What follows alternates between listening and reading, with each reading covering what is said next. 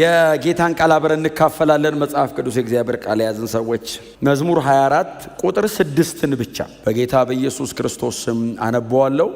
እርሱን የሚፈልግ ትውልድ እንዲህ ነው፣ የያዕቆብ አምላክ ሆይ ፊትን የሚፈልግ እንዲህ ያለ ነው። ጌታ የተባረከ ይሁን። መዝሙር 24 መዝሙር ምዕራፍ 24 ነው ያነበብኩት። ይሄ መዝሙር እንዳልኳችሁ ነው የዳዊት መዝሙር ነው። ወንድማችን ንጉሥ ዳዊት የዘመረው መዝሙር ነው። መዝሙር በቅንፍ 24 እና ይሄ መዝሙር አይ ቲንክ በጣም ብዙ ጊዜ የተዘመረ መዝሙር ይመስለኛል አይደል? በጣም ብዙ ጊዜ የተዘመረ መዝሙር ነው። ምናልባት እኔ ያነበብኩት ክፍል ምን ያህል ደጋግሞ እንደተነሳ ባላቅም ከቁጥር 7 አካባቢ ጀምሮ ግን እናንተ መኳንንቶች ደጆችን ክፈቱ የክብር ንጉሥ ይግባ የሚለው እኔ በመዝሙርም አውቀዋለሁ። በተለያየ አጋጣሚ ደግሞ ስንጸልይም ደጋግመን እናነሳዋለንና ንጉሡ ዳዊት ይህንን ዝማሬ የዘመረው በመጽሐፍ ቅዱስ በታሪክ መጽሐፍት ላይ ወደ ኋላ ሄድ ብላችሁ የምታነቡ ከሆነ ሁለተኛ ሳሙኤል ምዕራፍ 6 ላይ የእግዚአብሔር የቃል ኪዳን ታቦት ወደ ዳዊት ከተማ በገባበት በዛ ዕለት ላይ ነው ንጉሥ ዳዊት ቆሞ መዝሙር 24ን የሚዘምረውና በጣም በክብር የተሞላ ዝማሬ ነው። እግዚአብሔር ወደ ንጉሡ ከተማ ወይንም እግዚአብሔር ወደ ዳዊት ከተማ የእስራኤል ቅዱስ እግዚአብሔር ወደ ዳዊት ከተማ ሲገባ ንጉሡ ዳዊት አምላኩ እግዚአብሔር ሲመጣለት ክብሩን ጥሎ የዘመረው ዝማሬ ነውና መዝሙሩ የተዘመረው የዛን ቀን ነው። መዝሙሩ የተዘመረው የዛን ቀን ነውና አይ ቲንክ ለዳዊትም ለኛም በጣም ብዙ ትርጉም አለው አይደል? ይሄ መዝሙር በጣም ብዙ ትርጉም አለውና ዳዊት ይሄ የእግዚአብሔር የቃል ኪዳን ታቦት ከቂርያት ያሪም ከሚባለው አካባቢ ከአሚናዳብ ቤት ወጥቶ ከዛ አቢዳራ ቤት ገባ። ከአቢዳራ ቤት ወጥቶ ነው እሱ ጋር የመጣው። ምናልባት በኋላ ጊዜ ካለ ወደ ኋላ ሄድ ብለን ምዕራፍ 6ን እንመለከተዋለን። እና ልክ ወደ ከተማው ሲገባ ዳዊት ህዝቡን ነው አይደል ያየው?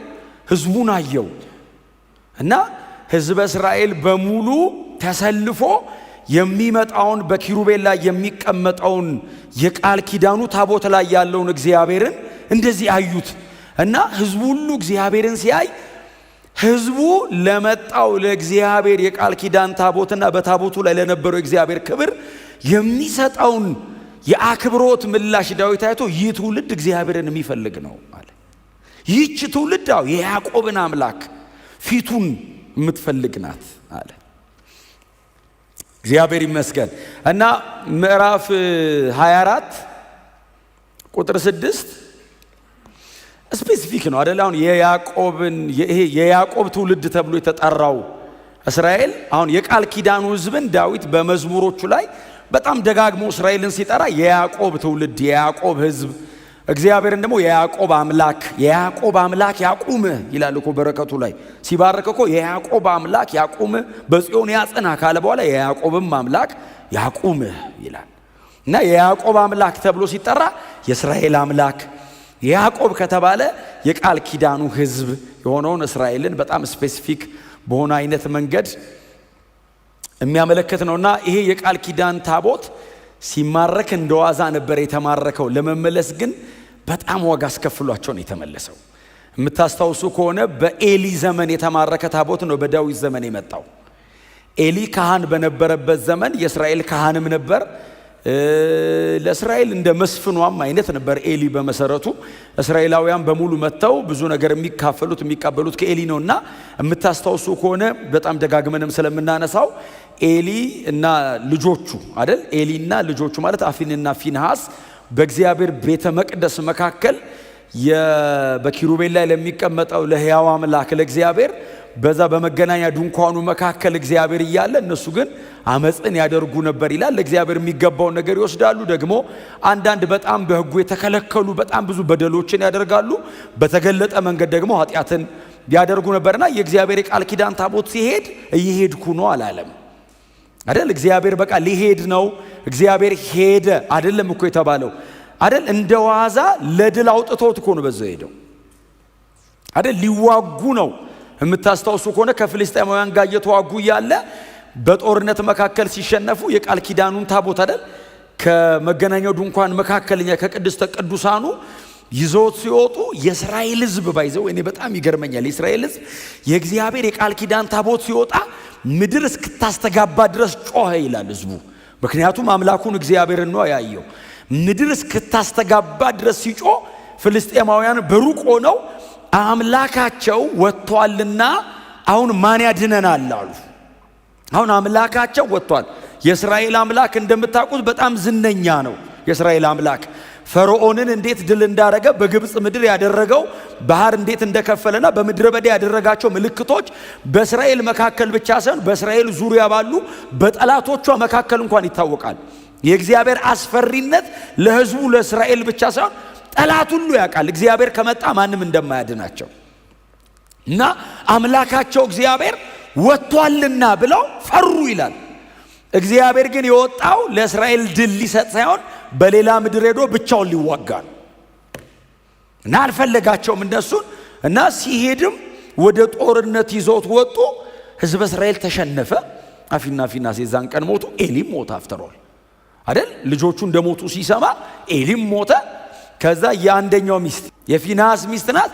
ልክ ወለደችልና በወለደችበት ሞመንት ላይ ወሬ መጣላት። ምንድነው ወሬው ስትል ሞተ ፊናስ። ቀጥሎስ የእግዚአብሔር የቃል ኪዳን ታቦት ተማረከ አሏት።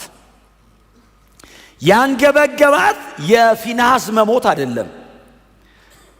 የእግዚአብሔር የቃል ኪዳን ታቦት ተማረከ ሲሏት ክብር ከእስራኤል ለቀቀ አለች። አሁን ታቦት ሄደ አይደለም ያለችው፣ ክብር አለች። ካቦድ አሁን እሷ ያንን እግዚአብሔር የሚቀመጥበትን ታቦት ብቻ አይደለም፣ በታቦቱ ላይ በኪሩቤል ላይ የሚቀመጥ የእስራኤል አምላክ አለ። ያ ምልክት ነው። እግዚአብሔርና ሕዝቡ የሚገናኙ ነው። ኮንታክት ፖይንታቸው ነው እንጂ ታቦቱ እግዚአብሔር አይደለም። ታቦቱ ተማረከ። አዎ የኛና የእግዚአብሔር የጋራ ጉዳይ ተማረከ። አዎ እና የቃል ኪዳኑ ታቦት ከሄደ እኮ ይሄ ድንኳን ብቻ ነው፣ የመገናኛ መሆኑ ያቆማል። ምክንያቱም ድንኳኑን የመገናኛ ያደረገው እስራኤልና እግዚአብሔር የሚገናኙበት ነው። እግዚአብሔር ከሌለ ከማጋ ነው ህብረት ምንር ክብር ከእስራኤል ለቀቀ ብላ እሷ ናት የቆጫት። ኤሊ አልቆጨውም። የታቦቱ መማረክ አይደለም በጣም ያንገበገበው። ልጆች ሞቱ ሲሉት ወደቀ፣ አንገቱ ተሰበረ ይላል። ሰውነቱ በጣም ከባድ ነበር የሚል ቃል አንብባቸዋል። በቃ ወደቀ ይልና አንገቱ ተሰብሮ ሞተ ይላል። የእግዚአብሔር የቃል ኪዳን ታቦት ሌላ ምድር ገባ ይላል። ሌላ ምድር ገብቶ ያው የሰራውን ስራ ታውቃላችሁ። ያኔ የተማረከ ታቦት ነው። ባይዘዌ የተማረከ በእርግጥ የሚል ቃል አለ። እግዚአብሔር ተማርኮ ሄደ የሚል ተማርኮ አይደለም ሄዶ ነው። ማን ይማርከዋል? ሄዶ እኮ ያደረገውን ታውቃላችሁ። ተማርኮ የገባ እንዲህ ነው እንዴ? እጅና እግሩ ላይ ሰንሰለት ተደርጎለት ይቀመጣል እንጂ እግዚአብሔር እኮ ዳጎን ቤት ጣዖት ገብቶ የሰራውን ታውቃላችሁ። ዳጎንን እኮ አሰቃዩ። በሰላም የተቀመጠ ጣዖት ሳይቸግሩ አመጡበት። ዳጎን በሰላም ተደላድሎ ቁጭ ብሎ ባክ የእስራኤል አምላክ አምጥተለት ዝም ብሎ አራት ማዕዘን የሆነ እንጨት ነው የመሰለው እና ሲያዩ ያምራል። ባይዘው መላእክት እዚህ ክሩቤልና ሱራፌል አሉ እና በመካከሉ እግዚአብሔር አለ እና ዳጎን ጋር መጡለት። ፊት ለፊቱ አስቀመጡት። ይኸውልህ ማርከን አመጣ ነው አንተ አግዘህን አሉት። እንግዲህ ዳጎን ቤተ ጣዖት አስገቡት ይላል እግዚአብሔርን። አሁን እግዚአብሔር ታውቃላችሁ ለመዋጋት ሜዳ አይመርጥም፣ በሜዳ አይልም፣ ደጋፊ አይፈልግም፣ ብቻውን። እስቲ አሜን በሏ። ዓለም ሁሉ ቢክደው እሱ ብቻው ለዘላለም ታምኖ ይኖራል። በቃ ብንከተለው ለኛ ነው ጥቅሙ እንጂ እኔ ባልከተለው እግዚአብሔር አይጎልበትም። የማይቆጠሩ መላእክት በሰማይ ለዘላለም ቅዱስ ቅዱስ ይሉታል። ክብር ጎሎት አይደለም የጠራኝ፣ እኔ ሊባርከኝ ፈልጎ ለዘላለም ሊያኖረኝ ነው የጠራኝ። እና ብቻውን ገባ። ዳጎን አስቡት እንግዲህ ቲፎዞ ማት አሸንፈን የመጣው ይሉታል። ድል አድርገህ እኮ ነው የሰጠህ አምላካችን ዳጎን አሸነፈልን ነው። ሁሉ ጦርነቱ ባይዘው እነሱ ካሸነፉ ለአማልክታቸው፣ እስራኤል ካሸነፈች ለአምላኳ ነው። ውጊያው የሰው አይደለም፣ ውጊያው መንፈሳዊ ዓለም ነው። ትዝ የሚላችሁ ከሆነ ሶምሶንን ይዘው አይኑን አወጡት ይልና አምላካችን ሶምሶንን አሳልፎ ሰጠን ያሉት። ጦርነቱ የሶምሶንን የነሱ አይደለም፣ የሳምሶን አምላክ ተሸንፎ ሳምሶንን ያዝነው ነው። ስለዚህ አሁን እናንተ ፌል ስታደርጉ ባይዘው የምትሰደቡት ብቻችሁን አይደለም፣ አምላካችሁ ነው የሚሰደቡ ባይዘው ብለን ነበር እኮ። ዝም ብለው እኮ ነው የተከተሉት። ማንን ብቻዬን እኮ ነው እኮ አይቻልም። ብቻህን የምትወክለው መንፈሳዊ ዓለም አለ። እስቲ አሜን በሉ። ጎናቸው ለሰው እግዚአብሔርን ተወክለዋለህ ተጠንቅቀ ኑር በሉት። አዎ ከዛ መጽሐፉ ሲናገር ዳጎን ቤተ ጣዖት ገባ። ያው የመጀመሪያ ቀን ሲመጡ ዳጎን ወድቆ ጠበቃቸው። ወድቋል። እናንተ በስነ ስርዓት አላስቀመጣችሁትም ብለው ለካ ገፍትሮትም ዳጎን ጣዖት ነው አያወራም እንጂ ቢያወራ ኖሮ ባይ አውጡኝ ኦሬዲ እግዚአብሔር ከገባ ይወስዷላ ቦታውን እንኳን እግዚአብሔር ይቅርና አባቶቻችን እኮ የረገጣችሁትን ትወስዳላችሁ ብሏል። እንኳን እሱ መጥቶበት እኛ ራሱ ከሄድን እኮ እንወስደዋለን። እና መልሶ አስቀመጡ። በማግስቱ ሲመጡ ደግሞ እጁና እግሩ ተሰባብሯል። ግን ጥልጥል አድርጎ ጥሎታል። በሚቀጥለው ሲመጡ አንገቱ ተሰብሯል። ከዚህ በኋላ ይሄ አምላክ ሊሆን አይችልም አሉ። እግዚአብሔር ቀጥሎ ህዝቡን ነው በባጭ መታው። አሁን ውስጥ ያለውን ጨርሰው ወደ ደጅ ወጣ። ጠንቋዮቻቸው ሲጠየቁ የእስራኤል አምላክ ነው እና የሚፈልገውን ፕሮቶኮሉን ጠይቁና ሄዳችሁ በፕሮቶኮል መሰረት አስወጡት። ዝም ብለን ማውጣት አይቻልም። ማን ይሸከመዋል? ይገላል። ስለዚህ በሚፈልገው መንገድ አድርጉለት ተባለ። ምንድነው ገና ምንድነው ባልወለዱ ጊደሮች በመናምን ተደርጎ ከዛ በእንትን ተደርጎ ወደ እስራኤል ምድር ዝም ብለው ሰደዱት ነው የሚለው። ባይዘው እንትና ቤት ይግባ አይገባ ጉዳያችን ብቻ ይውጣ ከሀገራችን ብለው አሚናዳብ የሚባል ሰውዬ ቤት ተቀመጠ። በዚህ ሁሉ ዘመን ሳኦል ሞተ መሐል። እንግዲህ ሳኦልም አስቡት እንግዲህ ሳኦል ጀምሮ በሳኦል ዘመነ መንግስት አልተፈለገም እግዚአብሔር የት ነው ተብሎ ያለ እግዚአብሔር ነው 40 ዓመት ሙሉ ሳኦል የከረመው። 38 ዓመት ተኩል እንደውም ሲጀመር ሙታን ጠሪ ምናምን ጋር እየሄደውሉ ነው የሰማው። ይቻላል ማለት ነው በጭንቅላት መኖር። ከእግዚአብሔር ጋር መኖር ግን ክብር ነው። አሁን ያለ እግዚአብሔር ኖሩ እኮ ግን እስራኤል እየወደቀች እየሞተች ነው የኖሩት። ከእግዚአብሔር ጋር ደግሞ ኖሩ። ይሄው ዳዊት ዘመነ መንግስት ላይ እና አሚናዳብ ቤት ተቀመጠ። ሳኦል ወድቆ ጨርሶ ዳዊት ዘመነ መንግስቱ ላይ ጀምሯል። በዙሪያው ካሉ ጠላቶች ሁሉ እግዚአብሔር አሳረፈው ይላል። በዚህ ጊዜ በአባቶቻችን ዘመን እግዚአብሔርን አልፈለግነውምና አለ በድግ ብሎ እና እግዚአብሔር ካልመጣ በስተቀር ቤተ መንግስት ያልገባም አለ። የአባቶች አምላክ በሌለበት እንዴት አድርጌ ነው እስራኤልን የምመራው? እና እንፈልገው የት ነው ያለው? እግዚአብሔር እንዴት ደስ ይለዋል። እንፈልግ እግዚአብሔርን ሲባል አሁን እውነቴን እኮ ምን ማለት ነው? አሁን በሌላ ቋንቋ አሁን እኛ እኮ ፈለገን የምናመጣው እግዚአብሔር የለም መሃላችን ነው ያለው። አብረን እንኑር ስንል ማለት በቃ እየጸልይ የት ነህ ና ውረሰን ስራ ዘመናችን እንዲሁ አይለፍ ስትለምኑት ይኸው ሲለመኑ እኮ የት ነው ያለውን ፈልገው ሲባል ለዳዊት ምን አሉት? በሳኦል ዘመነ መንግስት ወደ እስራኤል ክልል እኮ መጥቶ ነበር። ፍልስጤም አይደለም ፍልስጤማውያንማ አልቻሉትም ኃይሉን። ታዲያ ወዲያው ነው የሰደዱት። ምንም ባልወለዱ ምናምን ባላጠቡ ምናምን ተብሎ እላዩ ላይ ተቀምጦ እግዚአብሔርን ወዲያው ነው ወደ አባቶቻችን አገር ታዲያ የት ነው? ቂርያት ያሪም የሚባል ቦታ ነው የተቀመጠው። ማን ጋር ተቀመጠ እግዚአብሔር? የት አስቀመጡት? አንድ የሆነ ሰውዬ ቤት ዳጎንን ሲገነጣጠል የኖረ እግዚአብሔር፣ ፍልስጤምን ሲገለባብጥ የኖረ እግዚአብሔር የሆነ ሰውዬ ቤት ጓዳ ገብቶ ቁጭ ብሏል። ማን ነው ስሙ? አሚናዳብ። አሚናዳብ ቤት እግዚአብሔር ዝም ብሎ ቁጭ አለ። አዎ ቁጭ አለ። ሰውዬው በሰላም ኖረ። ልጆቹ ምንም አልሆኑም። አልቀሰፈውም። ባርኮታል፣ አልባረከው። እንዲህ መኖርም ከባድ ነው። ካልገደለ ቢባረከ ጥሩ። አልባረከውም። ምንም ሰውየው ኖርማል ዝም ብሎ ነው የሚኖረው። ታውቃለህ፣ ዝም ብሎ ብቻ ቤቱ እንደ አራተኛ ሰው አድርጎት። ምክንያቱም አምስተኛ ሰው ሊሆን ይችላል። እሱ አለ፣ ሚስቱ አለች፣ 2 ልጆች አሉት። ኦዛና አህዮ ነው ምናምን የሚባሉ 2 ልጆች አሉት። አምስተኛ አካል ነገር ሆኖ ዝም ብሎ ቁጭ ብሏል። እግዚአብሔርን የሚያክል የእስራኤል አምላክ። ከእግዚአብሔር ጋር ስትኖሩ እግዚአብሔር እንዳለ ያስታውቅ፣ ይለይላችሁ። አይ አምላኩ አለ አታዩም እንዴ ይባልላችሁ። ዝም ብሎ ከእግዚአብሔር ጋር መኖር እንዴት ነው ዝም ብሎ የሚኖረው? ያስታውቅ እንጂ እግዚአብሔር ይራመድ። አንተ ስትራመድ ታስታውቅ የለ እንዴ? መምጣት አለ መምጣት እኮ ያስታውቃል። እግዚአብሔር ከመጣ እንዴት አያስታውቅም? አንተ የረገጥክበት ቦታ የገባህበት ቦታ ጠረን ምልክት መታው ከቻልክ እግዚአብሔር ከመጣ መሬት መነቃነቅ አለበት። ጄኔሬሽኑን እግዚአብሔር ኢንፍሉዌንስ ማድረግ አለበት። ከእናንተ ጋር ሆኖ ትውልዳችሁን መጫን አለበት። ሲስተሙን ማነቃነቅ አለበት። የአገሪቱን ታሪክ እግዚአብሔር ዞር ማድረግ አለበት። እውነቴን ነው የምላችሁ፣ እግዚአብሔር በእኛ ዘመን ኢየሱስ ክርስቶስን ማድመቅ አለበት። በፍጹም ስለ ሌላ ጉዳይ አይደለም እያወራ ያለሁት። እኔ ስለ እግዚአብሔር መንግስት ነው እያወራ ያለሁት። ኢንፍሉዌንስ እግዚአብሔር ካለ ማስታወቅ። አሚናዳብ ቤት ምን ያህል ዓመት 10 ምናምን ዓመት ተቀምጧል። ባይዘው 14 ዓመት ይመስለኛል ቁጭ ብሏል። ይኑር አይኑር ባይዘው አያስታውቅም። የሰሙ ሰዎች ናቸው ለዳዊት መጥተው የነገሩት። ከዛ አሚናዳብ ቤት ሄደ። አሚናዳብን አገኘው ዳዊት። አንተ ጋር ነው ያለው እግዚአብሔር አለው። ይሄንን ዩኒቨርሳሊ ዓለምን የሚመራ አምላክ ጓዳ አስቀምጠ ደብቀ ቁጭ አርጋዋል።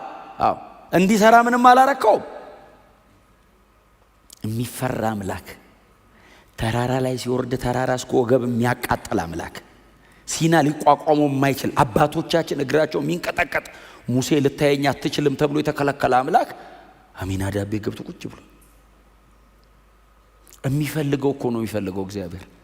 ካልተፈለገ ዝም አለ፣ በቃ ዝም አለ። እሱ 10 ዓመት እኮ ረጅም አይደለም ለእግዚአብሔር። እሱ የዘላለም አምላክ ነው። ዝም አለ፣ በቃ አልፈለጉኝም ብሎ አጥንቴ ነው የሚቀልጠው ነው። አልፈለጉኝም ብሎ እግዚአብሔር ባይተዋሮ ነው በራሱ ዝም በቃ አልተፈለኩ ዝም ይኑር አይኑር እስከማያስታውቅ ድረስ አለመጸለይ፣ በፊቱ አለመሆን፣ ለቅዱስ ቃሉ ታማኝ አለመሆን፣ በትህትናና በመዋረድ በፊቱ አለመሆን እኮ አለመፈለግ እኮ ነው። ሰው እንዴት እግዚአብሔር እኮ አልፈልግም ሊለው አይችልም በአፉ እንትኑ ግን ያስታውቃል። ካልተጋ፣ በፊቱ ካልመጣ፣ ራሱን ካላዋረደ፣ በመፍራትና በመንቀጥቀጥ በእግዚአብሔር ፊት ካልተዋረደ እኮ አልፈለገውም። ምክንያቱም እግዚአብሔር በትዕቢት አይፈለግም። እግዚአብሔር በእኔ ክብር አይፈለግም። እግዚአብሔርን በመዋረድ ነው የምፈልገው፣ በትህትና ነው የምፈልገው፣ ዝቅ ብዬ ነው የምፈልገው። ያኔ እኔ ዝቅ ስል ይራመድልኛል፣ ይመጣል፣ ፈልገኛል ይላል። እኔ ደግሞ ተረኛ ነኝ አንተ ህይወት ላይ ይላል። እግዚአብሔር ደግሞ ብቅ ይላል፣ አይ ፈልገውኛል። ከዛ ዳዊት እንደዚህ አሉ፣ በቃ እኔ ንጉስ ነኝ አሉ ለአሚናዳብ። የእስራኤል ንጉስ። ለዛውም ዳዊት ማለት ኖርማል ንጉስ እንዳይመስልህ የሚፈራ ነው። ስሙ ራሱ ዝነኛ የሆነው ጎልያድን ጥሎ ነው። ደግሞ ዳዊት በሙሉ የሚታወቀው በጦርነት ነው። ባይዘው ጦርነት ላይ ዳዊትን አትችለው። እድሜውን ሁሉ ሲዋጋ ነው የኖረው እና ሲመጣ ናቹራሊ ፌቨርድ ነው ሰውየው። ዙሪያውስ የጋሻ ጃግሬው ኢዮአብ አለ። ባይዘው አብሮት ኢዮአብ ማለት ጸብጸብ ይሏል እንዲሁ። ባይዘው የገዛ ልጅ አቤሴሎምን እኮ የገደለ እኮ ነው ኢዮአብ ማለት። ለንጉሱ የማይመለስ ሰውዬ ነው እንኳን ለአሚናዳብ። እና ንጉስ አንተ ዝም ብለህ ነው እግዚአብሔርን ቁጭ ያረከው ሲለው እንዴት ዝም ብለህ ቁጭ ታረጋለህ ሊል ይችላል ኢዮአብ ከኋላ ባይዘው እምትን ሊልህ ማለት ነው። ለእግዚአብሔር የቀና መስሎ ፍላጎቱን የሚያረጋነት ነው። ቀጥሎስ 3ቱ ኃያላን አሉ። የዳዊት 3ቱ ኃያላን ማለት በፐርሰናል ፕሮፋይል ከዳዊት ይበልጣሉ። እግዚአብሔር ዳዊትን ንጉስ ስላረገው ኦርደር ግዴታ ስለሆነ ዳዊት ስር ገቡ እንጂ በግል ብታወጧቸው እንዴ ዮርዳኖስ እስከ አፍንጫው ድረስ ሞልቶ አንዱ ሮጦ አለፈው ይላል። እንዴ እስራኤል እኮ ለመሻገር እስኪከፈል እኮ ቆመዋል። ሰውየው በላዩ ላይ ምንድነው እግሩ? አንተ መጽሐፍ ቅዱስ አንደኛውስ ወደ ጉርጓድ ገባ፣ አንበሳ ማገኘ፣ ገሎት ወጣ ይላል። ዳዊት እኮ እኔ አንበሳ ገድያለሁ ብሎ ኮርቷል። ይሄኛውስ ገብቶ ድንገት ነው ያገኘው አንበሳውን መጥቶ ገሎት። ምንድነው የሚሰራው እዚህ? ወጥተው ታሪክ ያወሩ በኔ አንዱ ሜዳ ይላል። ስንት ሜትር ነው? በጣም እንዲህ የጎልያድ አይነት ረጅም ግብፃዊ ያገኘ ይላል። በእጁ ምንም አልነበረም፣ ገደለው ይላል። ሰዎቹ እኮ ሰው አይደሉም፣ አብረውት ናቸው። ሰራዊቱስ ዳዊት ሲመጣ ብቻውን አይመጣም። ባይዘው ሰራዊት አለው። ሰራዊቱን እኮ ሁለተኛ ዜና ላይ ሲጻፍ እንደ እግዚአብሔር ሰራዊት እስኪመስል ኃያላን በላዩ ላይ ተጨመሩበት ይላል። የእግዚአብሔር ሰራዊት ራሱ ምን አይነት ነው? የዳዊት ሰራዊት የእግዚአብሔርን ሰራዊት እስኪመስል ይላል። ምን ያህል ማይቲ ነው ሰውየው። ሰውየው ማይቲ ሆኖ በጦርነት ስልቱ አይደለም፣ እግዚአብሔር ነው ያደረገው። እግዚአብሔር ነው ሰውየውን በቃ እንደዚህ ያደረገው። እና ትዝ ይላችኋል አኪጦፌል አቢሴሎም የአባቱን የዳዊትን ዙፋን ወሰደበት ይላል። ከዛ አኪጦፌል መጣ። በቃ አባት ዳዊት እንደዚህ ያደረገው ሲለው ኩሲ ምንድነው ያለው? አባት ዳዊት አለው እንደ ምድረ በዳ ሚዳቋ ነው አለው። ተኝቶ አያድርም። ታውቃለህ ለጸባዩና ታቀም እንደ ተራራ ለተራራ ሲሮጥ ነው የሚያድረው። እና ዝም ብሎ ይሄ ሰውዬ በሚመክር ምክር እንዳትሄድ ይገላል። እና አራ አባት አለው። ስለ ዳዊት ከተወራ ስለ ጦርነቱ ነው፣ ስለ ስልቱ ነው፣ ስለ ብቃቱና እግዚአብሔር ስለሰጠው ሞገስ። ድል እግዚአብሔር ነው የሚሰጠው። እና ዳዊት በድል ከተሞላ በኋላ ነው ባይዘው በዙሪያው ያሉ ጠላቶቹን በሙሉ እግዚአብሔር ድል አድርጎለት አሳረፈው ይላል። ከዛ ሲመጣ ያ ሁሉ በጦርነት የታጀበ ማዕረጉን ዝም ብለሳለው የዳዊትን የተሸከመውን ትሮፊ ይሄ ዋንጫዎቹን ዝም ብለሳለው መጣ። ከነ ሰራዊቱ ነው የመጣው። ለምንድን ነው የመጣው? እግዚአብሔርን ሊወስድ። ዳዊት ደግሞ ከነ ጋሻ ጃግሬው ምናምን ብቻ አይደለም የመጣው 30,000 ሰው የእግዚአብሔርን የቃል ኪዳን ታቦት በሚፈልገው መንገድ እንዲቀበሉ ካህናትን፣ ከካህናት ደግሞ እነዚህ ምንድነው ቃታውያን፣ ሜራራውያንና ጌርሳውያንን ይዞ ነው የመጣው። አንዱ የእግዚአብሔርን የቃል ኪዳን ታቦት ይሸከማል፣ አንደኛው በእግዚአብሔር ዙሪያ በተወሰነ ራዲየስ ይከለላል፣ አንደኛው ከፊት መስዋዕት እያደረገለት ይሄዳል። 30,000 ሰው ነው የመለመለው ይሄን ለማድረግ። ከዛ ውጪ ሰራዊት አለ። አስቡት አሚናዳብ ቤት። አሚናዳባውን እግዚአብሔር ቤቱ ባይኖር ማን ይመጣል? የሁሉ ሰው የመጣው አሚናዳብን ብሎ አይደለም፣ እግዚአብሔር አሚናዳብ ቤት አለ ብሎ ነው። ግን አሚናዳብ ዝም ብሎ ቁጭ አለ እንጂ እስከ ዛሬ ድረስ እኮ እግዚአብሔር ብዙ ታሪክ ቤቱ ሊሰራ ይችላል። ከዛ እንውሰደው ሲሉት እሺ አለ። በብዙ አክብሮትና መገዛት የእግዚአብሔርን የቃል ኪዳን ታቦት ካህናቱ ተሸክመው ይዘውት ሲሄዱ በእንትኖቹ ላይ ነው የተቀመጠው፣ ነው በከብቶቹ ላይ ነው የተቀመጠው። እና ካህናቱ አሉ አብረው እየሄዱ እያለ ድንገት ይላል አይደል? እናንተ የያዛችሁት የቀድሞ ትርጉም ላይ እንትኖቹ ፋነኑ አይደል? ፋነኑ የሚል ቃል አለው። እኔ ደግሞ ማነበው እዚህ አዲሱ መደበኛ ትርጉም ተደናቀፉ። ፋነኑ አይ ቲንክ የልብ ነው፣ ተደናቀፉ የእግር ነው፣ ሁለቱም ነው። ኤኒዌይስ ድንቅፍ ሲሉ እንደዚህ አሉ። ሊወድቁ ሲንገዳገዱ የተሸከሙት የቃል ኪዳን ታቦት እንደዚህ ዘንበል ሲል ከአሚናዳብ ልጆች አንዱ ነክተው ታያቁም ማለት ነው። ታቦቱ ግን አብሯቸው ረጅም ዓመት ስለሆነ ኖርማል የመሰለው ልጁ 10 ምናምን ዓመት ዝም ብሎ አብሮት ኖሯል። ኦሮ መልመድ ጥሩ አይደለም። እንዳሸመድዱ እግዚአብሔርን በየቀኑ በጣም በፍጹም ትሕትና መኖር ነው። ሊደግፍ እጁን ላከ ብቻ ነው የሚለው፣ በድፍረት ይህንን አደረገ ነው የሚለው። ቃሉ ነው የሚለው፣ እኔ አይደለሁም። ሂዱና አንብቡት። በድፍረት ምንም አልመሰለው ማለት ነው። እንዲህ ሲል እግዚአብሔር ቀሰፈው ይላል። አልፈልግም ደጋፊ ያለው ሰማይና ምድርን በቃሉ ደግፎ ያቆመ አምላክ እንዴት ነው በእጅ የምትደግፈው? እኔ እኮ አጥንትና አጥንት ተደጋግፈው ያሉት እኮ በሱ ቃል ነው። የእግዚአብሔር ቃል ከመሃል ቢወጣ እኮ አጥንት ራሱ ወደ አፈር ለመሰብሰብ አይመችም። ሰውነት ቶ ሰማይና ምድር እኮ ሰው እንዲህ ስትራክቸሩ ቀጥ እንዲል የሚያደርገው እኮ የእግዚአብሔር ቃል ነው። ሁሉንም ነገር ደግፎ ያቆመው እኮ እግዚአብሔር ነው። ኦርደር ብቻ አይደለም ደግፎ የሚያቆመው፣ እኔንም ደግፎ ያቆመኝ እሱ። እድሜ ደግፎ የሚያቆመው እግዚአብሔር። አሜን ነው። ሊደግፈው ሲል ቀሰፈው፣ ሞተ ነው የሚለው። ባይዘው በቅጽበት ሲሞት መጽሐፍ ሲናገር ዳዊትም ፈራ ይላል። ኦዛ ሞተ፣ እግዚአብሔር ተቆጣ እና ኦዛ ሲሞት ዳዊት ፈራ። እንዴት አድርጌ ነው ይህንን አስፈሪ አምላክ ወደ አባቶቼ ከተማ ወስደው? በዚህ አይነትማ እኔም እዛ ጦርነት ደርሼ ስመጣ ሰው ጨርሼ ነው የምመጣው፣ እኔም ያከትምልኛል ብሎ ስለፈራ ቦታውን ምንድነው የሚለው? የኦዛ ስብራት አለው ይላል። የሆነ ስም ነበረው፣ ፕራሲም ኦዛ መሰለኝ የሚለው የኦዛ ስብራት ብሎ በቃ ለቦታው ስም ሰጠው። ከዛ የሆነ ሰው እየተገኘ እዛ ሰፈር ደግሞ አቢዳራ የሚባል ሰው ሲገኝ አንተ ቤት ይቀመጣሉ። እሺ አለ እግዚአብሔርን ይቤታ። እሺ ወደ አቢዳራ ቤት በብዙ አክብሮትና ፍርሃት የቃል ኪዳኑን ታቦት አስገቡትና ዳዊት ወደ አባቶቹ ከተማ ተመለሰ፣ ወደ ራሱ ወደ አገሩ ሄደ። መጽሐፍ ሲናገር እንደዚህ ይላል፣ እግዚአብሔርም የአቢዳራን ቤተሰብ በሙሉ ባረከ ይላል።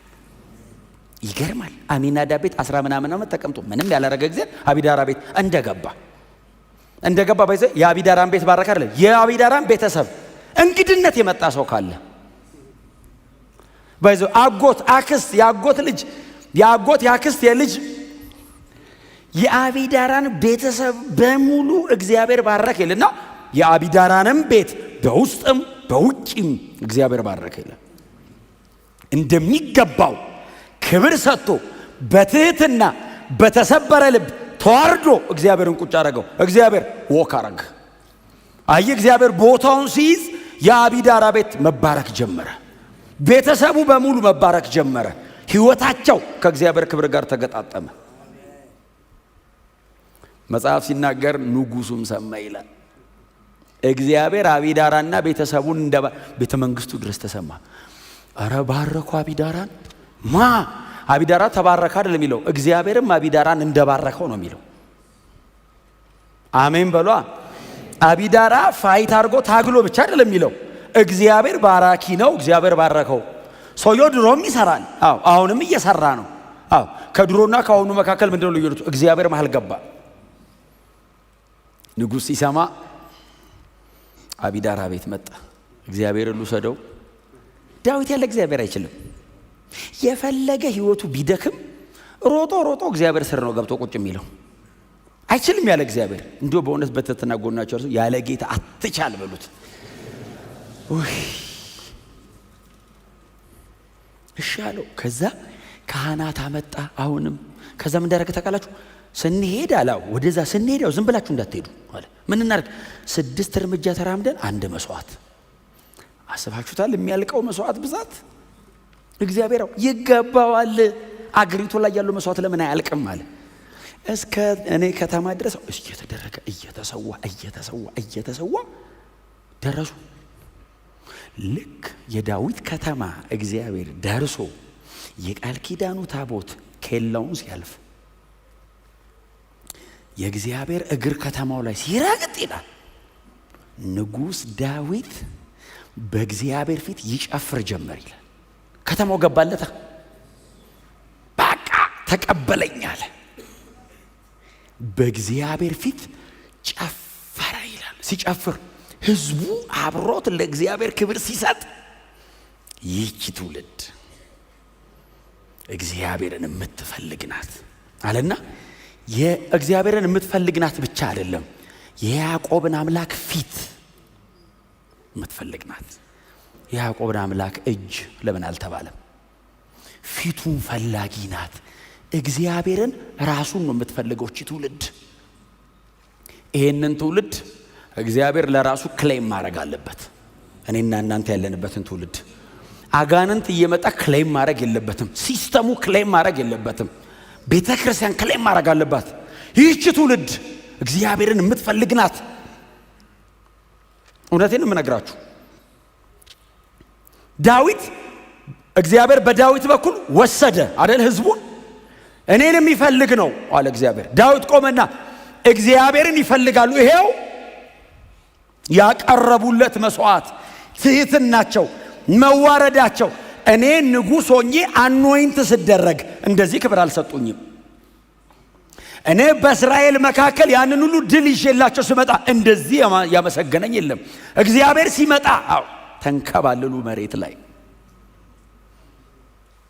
የያዕቆብን አምላክ ፊት ፈላጊ ናት አለና ዳዊት ህዝቡን ከባረከ በኋላ ቀጠለ። ቁጥር 7 እናንተ መኳንንት አለ። የእስራኤልን መሪዎች እኮ ነው፣ የህዝብን አለቆች፣ ካህናትን ሁሉ እናንተ መኳንንት ደጆችን ክፈቱ፣ የዘላለም ደጆች ይከፈቱ አለ። ህዝቡ በክብር ዝቅ እያለ ደጆቻችሁን ክፈቱ አለ። ልባችሁን ማለት እኮ ነው። ክፈቱ፣ የዘላለም ደጆች ይከፈቱ። ህዝቡ እየተቀበሉት ነው የሚዘምሩት። ባይዘው ለምን ሲሉ የክብር ንጉሥ ይግባ። አሁን ወደ ዳዊት ከተማ ነው የገባው።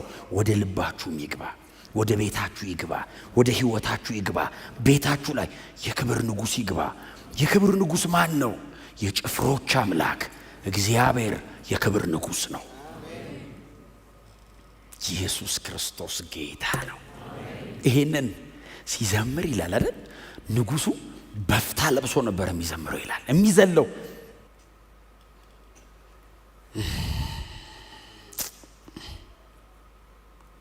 ከባድ ነው። ለምን መሰላችሁ? እኔ ኢንካውንተር ነው የሚታየኝ። አሁን በዳዊት መዋረድ ውስጥ እግዚአብሔር ዳዊትን እንዴት እንደነካው ይታየኛል። አየ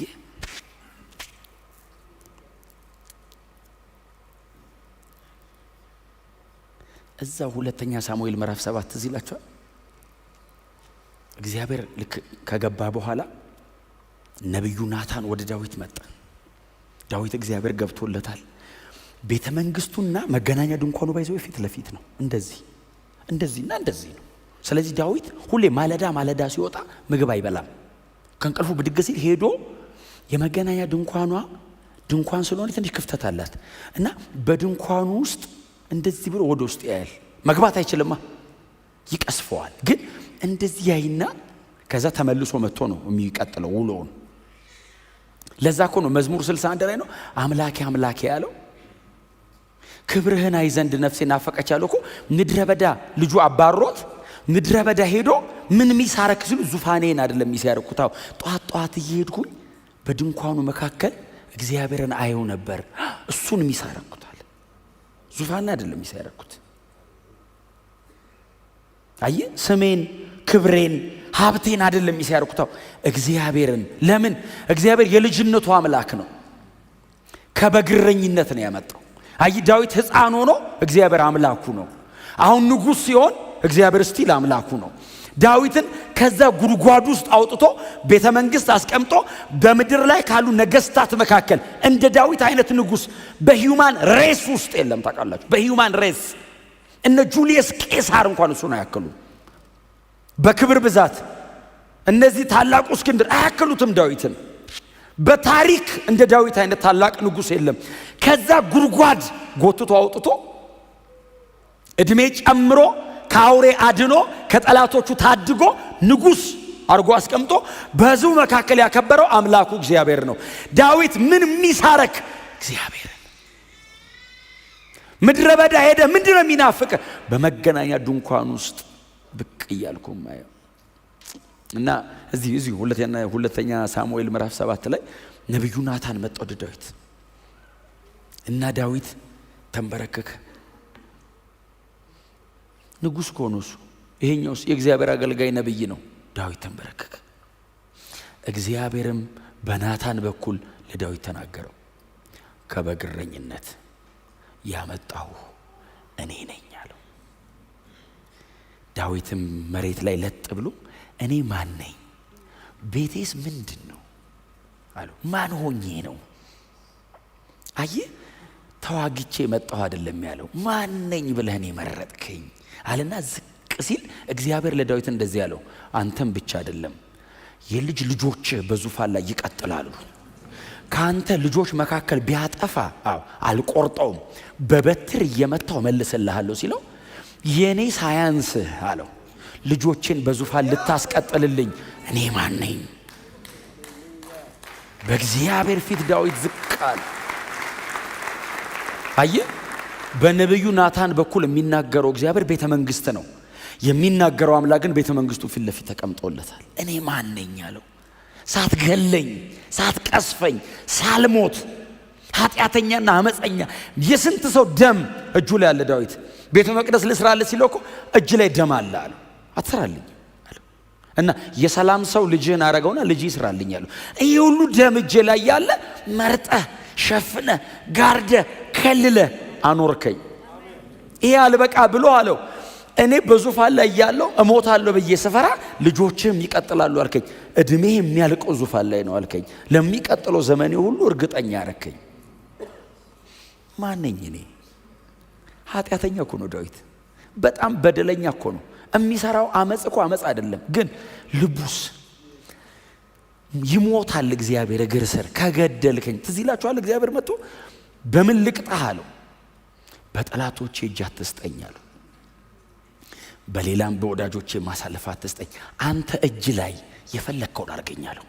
አየ ብትገለኝ አንተ እጅ ላይ ብሞት ከሞትኩ በኋላ ቀጥላለሁ። አትሊስት በጠላቶቼ እጅ ከምከብር አንተ ጋር ገደለኛለሁ። ጠላቶቹ መሃል ቢያስገባው ሊዋጋ ይችላል። እግዚአብሔር እጅ ላይ ምን ታረጋለህ?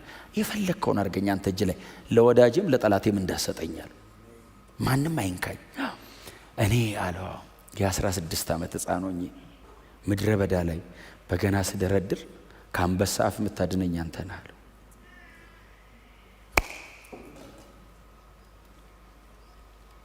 ይህን እንዳትረሱ። እግዚአብሔር በሕይወታችን ላይ የሰራው ነገር መቼም የሚረሳ አይደለም።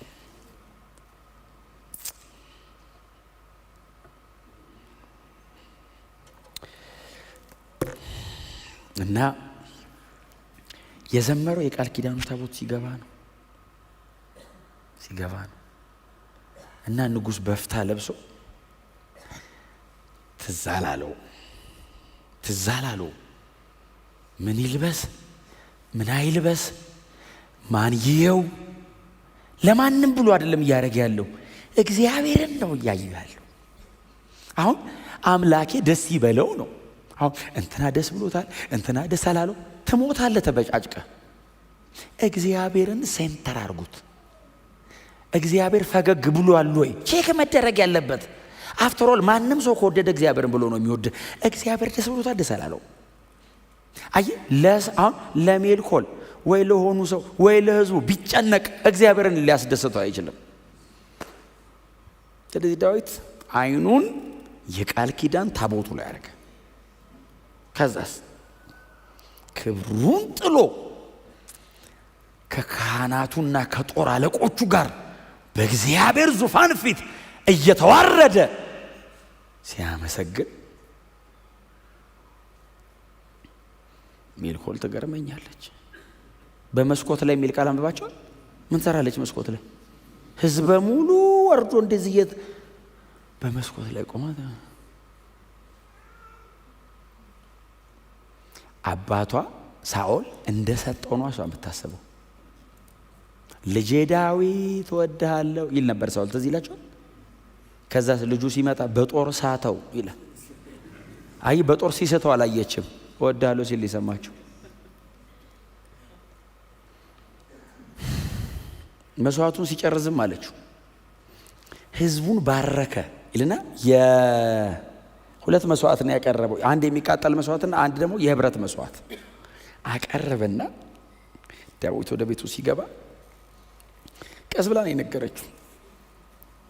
በእስራኤል ቆነጃጅት ፊት ንጉሥ እንዲህ መሆኑ ክብሩ ነው እንዴ አለችው።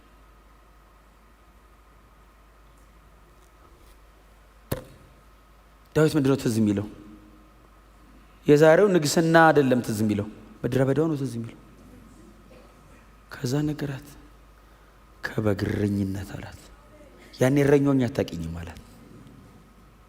ከበግረኝነት ያወጣኝ ይሄንን ዙፋንና ይሄንን ክብር የሰጠኝ ሳኦል ነው እንዴ አላት። አይ እሱማ አይደለም፣ ይሄን ያደረገው አላት ይሄ የአባቶች አምላክ እግዚአብሔር ነው። ከዛ ምንድን ነው ያላት? ባይዜ ከሆንኩለትም ይልቅ አይደል እሆንለታለሁ አላትና አንቺ በጠራሻቸው በእስራኤል ቆነጃጅት ፊትም እከበራለሁ አላት። አሁን ይንቁሃል አይደል ያልሽኛው? ለእግዚአብሔር ክብር ሰጥቼ ተዋርጄ እንደውም የበለጠ እከበራለሁ። አሁን እግዚአብሔርን ብሎ መዋረድ ክብር ነው።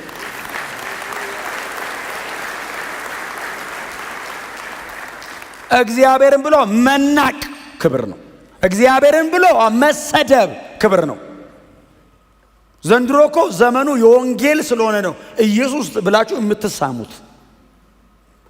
ኢየሱስ ብላችሁ ዘመኑ እኮ ነው። አሁን እኮ ጊዜው ነው። ባይዘይ አሁን እግዚአብሔር ወንጌል እንዲሰበክለት የፈለገበት ሰዓት ስለሆነ ነው።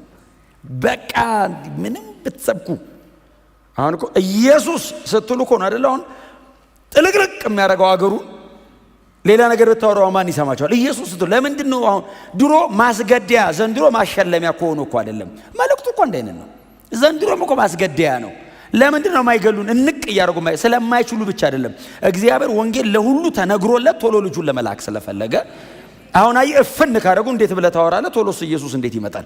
ስለዚህ አፋኙን ያዝ አርጎ አውራ ነው። አሁን አያችሁ ስለ ኢየሱስ እንድናወራ የተሰጠንን እድል ሌላ ነገር ያወራንበት ቀን የዛን ቀን ከባድ። እግዚአብሔር እድል የሰጠን ስለ ልጁ እንድናወራ ነው። ጆሮ በነፃነት ኢየሱስ እያልክ ሰው እንቅ አድርጎ የማይገል እንድታወራለት ፈልጎ ነው። ልክ እድሉ ሲመቻችልኝ ራሴን ፕሮሞት ባረግ የሆነ ነገሬን ለማሳየት ብጥር እንደኔ ምስኪን የለም በእውነት። ምክንያቱም እግዚአብሔር እንደዚያ አይቶ ከሸፈ ቢል በቃ ሌላ አልፈልግ ቢል ነገሩ ማስወደጃና ማስመረቂያ ሆኖ አይደለም። ዘንድሮ ሰው የሚወዳችሁ ሰው ክርስቲያን ለመሆን የሚታገለው ነገሩ የሚወደድ ሆኖ አይደለም። ኢየሱስ ሊመጣ በደጅ ስለሆነ ግዴታ ከፀሐይ መውጫ እስከ መጥለቂያ ወንጌል መሰማት አለበት። አለመስማት አያድንም። ለዛ ነው እግዚአብሔር ይነገርልኝ አይደል? በዘመን መጨረሻ ዓለምን ሁሉ በክርስቶስ መጠቅለል ነው ፕሮግራሙ። ይሄንን ፕሮግራም እግዚአብሔር በእኛ ማድረግ ፈልጓል። መጠቀሚያ ማድረግ ከፈለገ እግዚአብሔር እንደ ዲስፕሌይ ሊያደርግ ከፈለገ ማለት ነው፣ አንተን እንዲያቆሞ ላይ ማሳየት ከፈለገ መሆኗ። እስቲ አሜን በሏ። በጣም ጥበበኛ ሁኑ። በእውነት ዝም ብላችሁ አትኑሩ። ሰው ሁሉ እየተሰበሰበ ተሳክቶልሃል እያለ እንዳትሞት። እግዚአብሔር ተሳክቶልሃል ነው ማለት ያለበት። እግዚአብሔር ደግሞ ተሳክቶልሃል የሚል ልጁን በአንተ ሁኔታ ካየና ካሳየ ብቻ። ይሄ ቸርች ነው። ከዚህ ውጭ ሌላ ነገር ልነግራችሁ አልችልም። ስኬትን በምንድን ነው የምትመዝነው ጥላውን ካላችሁ፣ ኢየሱስን በእኔ ላይ አይቼዋለሁ አላየሁትም። እግዚአብሔር ልጁን ኢየሱስ ክርስቶስን በትውልድ መካከል በእናንተ ገልጧል አልገለጠም? ተሳክቶልናል የምንለው እናንተ ላይ ኢየሱስ ሲታይ እንደ አገልጋይ ተሳክቶልኛል እላለሁ። እግዚአብሔርም በዚህ ትውልድ ተሳካልኝ የሚለው ልጄን አሳይተውልኛል ካለ ነው። አሜን ነው። የአባቶቻችን ክብራቸው እግዚአብሔር ነው። ሲዋረዱ እግዚአብሔር ከከበረ እንዴ ነው የሚሉት። ከዚህም በላይ ገና አላት። አንቺ ልብሴ መገላለጡና ርቃኔን መሆኔን ቆዳ ቢላጥ ልጣለሁ አለ። ልብስ ማውለቅ እንዳይመስልሻል። እግዚአብሔር ከከበረው ምንም ማድረግለታለሁ ገና አላት። መቾንኩ እግዚአብሔር ሲመጣ ገና እንዲች እድሜን ሁሉ ገና እዋረድለታለሁ አላት። እግዚአብሔር እዚህ እንዲኖረው እኔ ዝቅ እላለሁ፣ በፍጹም መገዛት ተበሬው እኖራለሁ። ይሄ የዳዊት እንትን ምሳሌው እግዚአብሔር ወደ ዳዊት ከተማ ሲገባ አይደል? ዳዊት እንደዚህ ኢየሱስ ወደ ኢየሩሳሌም ሲገባ የነበረው አይነት አቀባበል እኮ ይሄ ነው። ንጉስሽ በውርንጭላ በአህያ ውርንጭላ ላይ ተቀምጦ ይገባል የሚል ትንቢት አለ ዘካርያስ 10 ላይ። እና ኢየሱስ ውርንጭላ ላይ ተቀምጦ ወደ ኢየሩሳሌም ሲገባ፣ የንጉሱ ከተማ እኮ ነች ኢየሩሳሌም። ወደዛ ሲገባ ህዝቡ አይደለም የሚለው፣ ህዝቡ ዘንባባ ዝንጣፊ እያደረጉ በጌታ ስም የሚመጣ የተባረከ ነው። ወደ ንጉሱ ከተማ የክብር ጌታ ገባ። ታይፖሎጂካሊ የዳዊት እሱ ነው። የቃል ኪዳኑ ታቦት ሲገባ ህዝበ እስራኤል ኡኦ አለ። ኢየሱስ ክርስቶስ ሲገባ እስራኤል ተቀበለችው። ኢየሩሳሌም ስትቀበለው በኋላ ላይ ተሰቅሏል።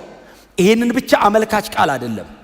ይሄም ግን አንዱ ኢየሱስ ወደ ከተማቸው ሲገባ ህዝበ እስራኤል ያደረጉት አቀባበል ነው።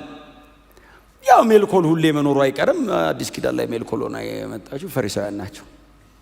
ፈሪሳውያን መጡና እንዲህ ያሉት፣ አሁን ዳዊት አይደለም ራሱ መሲሁ ነው እየመጣ ያለው፣ በዳዊት ዙፋን ላይ የሚቀመጠው እሱና መጡና እንደዚህ ያሉት፣ ህዝቡ ዘንባባ ዝንጣፊ ያቀረበ እንደዚህ ሲል እንዴት ዝም ትላለህ?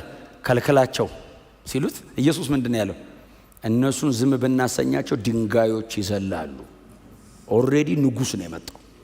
የክብር ንጉስ ነው የመጣው። የዘላለም ደጆች ይከፈታሉ። አሁን ተስማምተን የምናስቆመው አይደለም እና የግድ ነው አላቸው። የተነገረ ትንቢት አለ። ህዝቡ ቢልላችሁ ይሻላል። ህዝቡን ዝም ካሰኝ ድንጋይ ብሎ በኋላ ጉድ እንዳትሆኑ ይሄ የሚያወራው ሰውዬ ቢል አይሻልም? እነሱን ዝም ብታሰኟቸው አለ። ቁርጡን አውቁት እኮ ነው። ኔቸር ተስማምቶ ነው የሚጮኸው አላቸው። ኢየሱስ ወደ ከተማቸው መግባቱን የሚያመለክት ነው። ቀጥሎስ ስራውን ጨርሶ ወደ ሰማይ መግባቱን የሚያመለክት ቃል ጨርሶ። ምክንያቱም የእግዚአብሔር የቃል ኪዳን ታቦት መጣ ብቻ ለሚለው የእግዚአብሔርን የቃል ኪዳን ታቦት ባዘጋጁት ስፍራ ላይ አሳረፉት። ማረፍ እግዚአብሔር ሴትል ማረክ። አሁን ሳምበዲ ቤት እከሌ ቤት አይገባም። የራሱ ቤት ገብቶ ቁጭ አለ። አሴሽን ይሄ መሄዱን ጨርሶ መቀመጡን ፉልፊልመንት ነው። በክብር ነው የገባው። ወደ ማረፍ ሲገባ ሰማይ እንደሱ አይደለም የሚለው ታርዳሃልና ይሉታል ሲመጣ። ለምን እንዳለ ጠላቶቹን ድል አድርጎ ነው ጨርሶ የመጣው። ታርዳሃልና አሁን ያኛው በቃል ኪዳን ታቦት ላይ የተቀመጠው የክብር ጌታ ፍልስጤም ሄዶ ነው አይደል ድል አድርጎ የመጣው። ይሄኛውስ ሰይጣንን ጥሎት ኃጢአት ተሸንፎ የማይቆጠር ሕዝብ ይዞ ወደ እግዚአብሔር መንግስት ነው የሚመጣው። ሲመጣ መላእክት አሁን እነ ዳዊት ምናምን አሁን የሚወክሏቸውን ሰማይ መላእክት ናቸው። ታርዳሃል ከነገድ ከቋንቋ ከሕዝብ ከወገን ለአባት መንግስትና ካህናት እንዲሆኑ ዋጅተሃልና ይገባሃል ብለው ወደ ዙፋኑ በዙፋኑ ላይ ይቀመጣል። የኢየሱስን የመስቀል ሞት የሰራውን ስራ መጨረሱን መሄዱንና ማረፉን ሁሉ ጠቅልሎ የሚያመለክት ቃል ነው። የዘላለም ደጆች ከፈቱ። የዘላለም ደጅ ሰማይ ነው ያለው። መቼስ ዳዊት መሬት ላይ ቆሞ ይዘምረዋል እንጂ እናንተ የዘላለም ደጆችን ክፈቷቸው ሲል የዘላለም ደጅ ሰማይ ነው ያለው። በዘላለም ደጅ ፊት የሚገባው ኢየሱስ ነው። የክብር ንጉስ እየመጣ ነው። ሊትራሊ የክብር ንጉስ ተብሎ የተጠራው ኢየሱስ ነው። ባይዘው ንጉስ ተብሎ የተጠራው ኢየሱስ ነው።